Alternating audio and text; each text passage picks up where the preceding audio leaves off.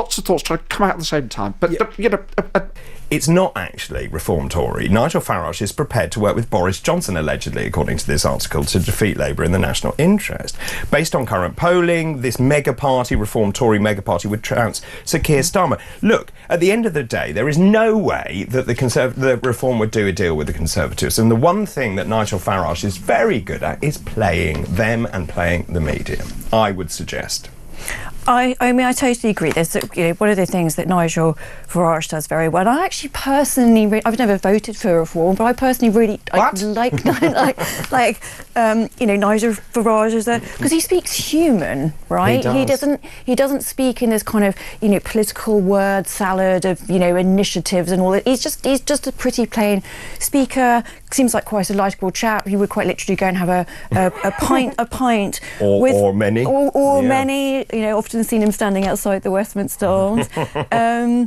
So he's very likeable in that sense, and he sort of had this big interview with the Evening Standard at the end of this week, where he was quite bullish about his chances of being the next prime minister. Now, whether half of that, as I say, is the bluster and the sort of character of Nigel Farage, for he is a big character, and how much of that actually, as we were saying with the polls, he's not in La La Land. No.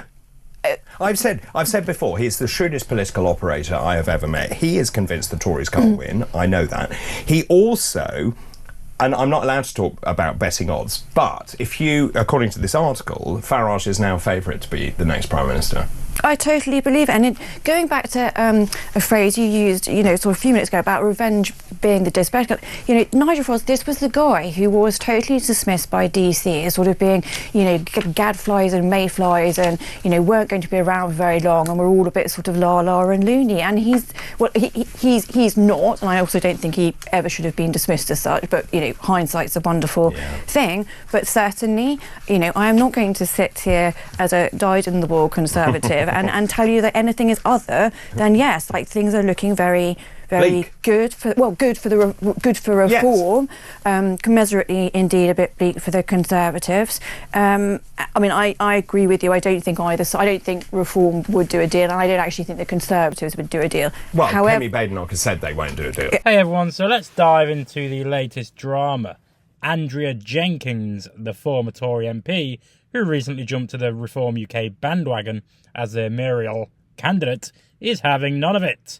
The Mail on Sunday dropped a story suggesting that Boris Johnson and Nigel Farage are planning to team up to take down Labour.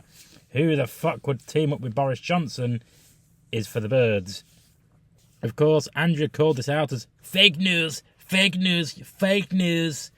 And she had a lot to say about it. She said it's a clear attempt by Kemi Bad at Politics Knock's team to muddy the waters and discredit Reform UK, especially since they're gaining traction in the polls. Now, what's the real possibility, guys? What's the real possibility of Boris Johnson, of all people, making a political comeback? It's probably his easiest way, to be fair, or his only way back into politics. So Jenkins isn't buying it. She says, for one, Boris Johnson would need to get back into Parliament first. Fucking hell, that would be the day. There's no clear path for that. And even if he did somehow manage to find his way back in, he'd have to deal with the fact that a lot of Tory members might not want him back, including Kemi Badenoch. Her political career would be over if she supported him. So the whole idea of him jumping back on the bandwagon, jumping back in as the leader, no. And let's not forget about Farage.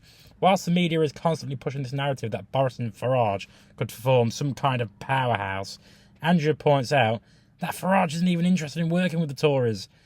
He's got his sights set on replacing them, not partnering up with them. But here's the kicker. Whilst the media is pumping up Reform UK, the real test comes when we get to the next election. If Farage's party doesn't pull in the votes after all this fucking hype, then it will be clear that the media's constant coverage is not translating into real public support.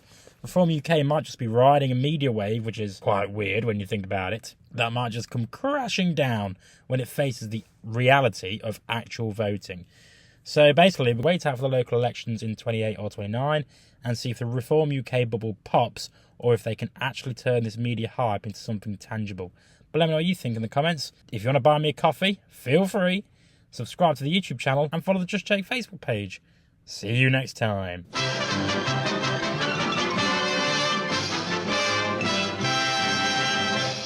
You actually made it to the end of the video. If you would like to subscribe to the channel, which, why haven't you already, is somewhere over there.